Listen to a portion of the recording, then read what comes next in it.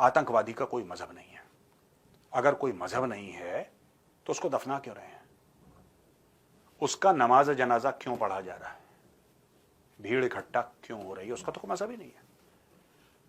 उसका मजहब नहीं है, इसलिए उसको जलाओ, और उसको लकड़ियों से मत जलाओ। उस आतंकवादी को एक गड्ढे में डालो और उसको सूअर की चर्बी डाल के जलाओ। मैं देखता हूं फिर कौन सी जन्नत में जाता है वो। Do this for every terrorist that you kill in Kashmir और एनीवेयर। सिंपल सी बात है, सूअर की चर्बी डालो, जलाओ। रुक जाएगा 99% मामला, मैं आपको बता रहा हूं, क्योंकि उसका कोई मजहब नहीं है। अगर कोई मौलवी मौलाना बोल दे कि ये मुस्लिम है, ठीक है, फिर उसका नमाज जनाजा भी होना चाहिए और बाइज्जत उसको आप बैरी भी करें, चाहे वो टेररिस्ट था, उसने कुछ भी करा।